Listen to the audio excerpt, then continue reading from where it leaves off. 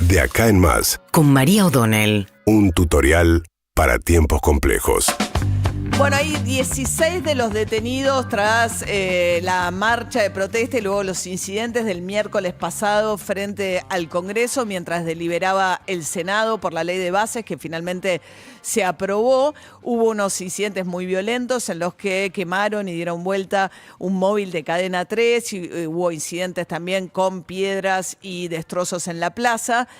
Pero el punto es que hay 31 personas, de las cuales la mitad ya fueron liberadas, pero hay 16 que permanecen en cárcel acusados de delitos gravísimos, en los cuales, dado la gravedad de los delitos que le imputan, el fiscal Stornelli pidió que no le concedan la excarcelación mientras se investiga si efectivamente algunos de estos que están detenidos fueron responsables de alguno de los incidentes que les atribuyen. Entonces están en cárceles comunes, los varones están alojados en cárceles comunes, las mujeres están alojadas en la cárcel de Ezeiza, y entre los detenidos y las detenidas hay estudiantes de la Universidad de Hurlingham, estudiantes de la Universidad de UNSAM, una mujer que trabaja en el Ministerio de Economía, es decir, y por lo que se ve, incluso había un músico que también había sido detenido, y muchos de los videos que se vieron son situaciones en las cuales, incluso relatan situaciones en las cuales estaban lejos ya de la plaza, volviendo a sus casas sobre las 9 de julio, y en una suerte de cacería, motos del gobierno de la Ciudad de Buenos Aires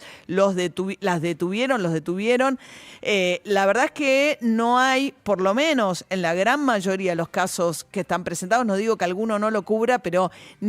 absolutamente ninguna evidencia de que alguno de los detenidos hayan efectivamente participado en situaciones de violencia que ameriten que estén presos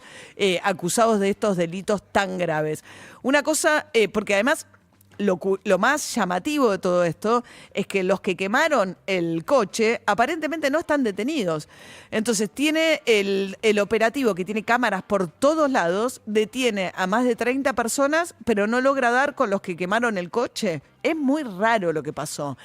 Y sobre todo es muy preocupante que se criminalice la protesta y que el riesgo de salir a protestar, por lo que fuere, no importa si estás a favor o en contra de la ley de bases, acá hay la defensa de un principio constitucional de ir a protestar pacíficamente y que no te metan presos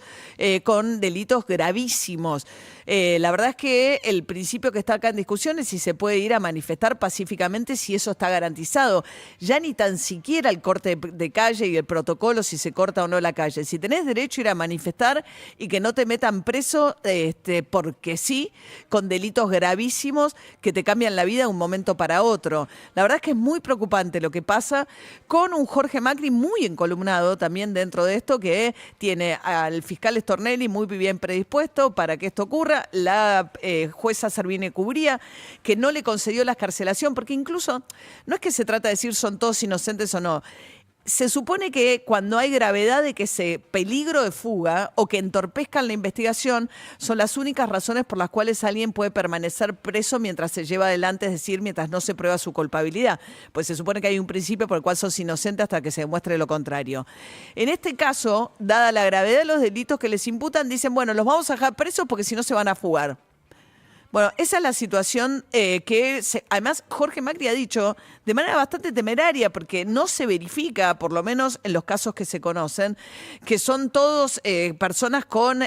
antecedentes,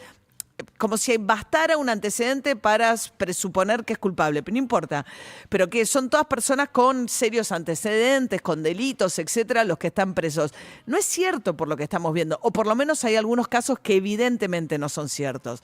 Así que lo que está pasando con esto es muy preocupante, en función de, insisto, las garantías de los derechos constitucionales que forman parte elemental del sistema democrático. Mientras tanto, que hizo Patricia Bullrich fue a El Salvador. Uno se pregunta qué tipo de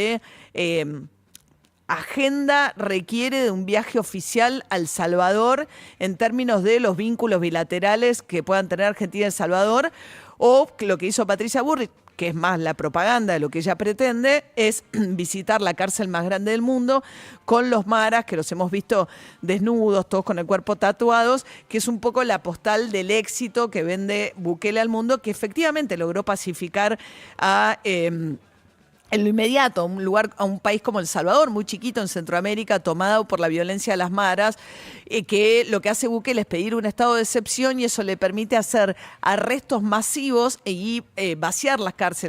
calles efectivamente de las pandillas, bajar significativamente los niveles de violencia en El Salvador y obtener una enorme popularidad a costa de un estado de excepción que acumula y provocó el nivel de encarcelamiento más alto del mundo. Hay una innumerable cantidad de organismos que plantean que hay gente que simplemente la levantaron de la calle porque la levantaron, con lo cual a veces esas soluciones tan mágicas, entre comillas, que da el Estado son a costa de libertades que luego son muy costosas. Entonces, bueno, ¿qué hace Patricia Bullrich mientras tiene todavía 16 personas presas? La justicia, porque acá es decisión de Servini y Cubría ya lo que hace o deja de hacer. Bueno, se fue a El Salvador a sacarse la foto con Bukele. Mientras tanto, o en las cárceles Bukele. Mientras tanto, hay que decir que está avanzando, sí, la causa contra el Polo Obrero, donde el juez Casanelo, que viene haciendo un trabajo muy serio, en todas las causas, tanto en la causa en la que le ordena repartir alimentos a Petovelo, como en la causa en la que investiga si un sector del Polo Obrero o algunos comedores que estaban dentro de la estructura extorsionaban a los titulares de planes y los obligaban a hacer determinadas cosas para no darles de baja los planes, pero además apareció un esquema bastante fundado en la evidencia que tiene hasta aquí el juez Casanelo, que tiene que ver con convenios con el Ministerio de Desarrollo Social que se desviaban a través de facturas truchas con compras inexistentes al financiamiento de actividades del Polo Obrero, imprentas y demás. Ahí Beliboni aparece bastante comprometido porque aparece la firma personal de Eduardo Beliboni involucrada en esto. Pero ¿qué está pasando también? Pero fíjense cómo es la doble vara, porque esto no aparece casi en ningún lado, lo leí el fin de semana en el diario AR y tiene cierta cobertura en Mendoza, pero habla un poco de la improvisación. Cuando Petovelo le da los alimentos ante la evidencia que los tenían los galpones a CONIN, que es una ONG dedicada a la nutrición infantil, nosotros decíamos, no tiene la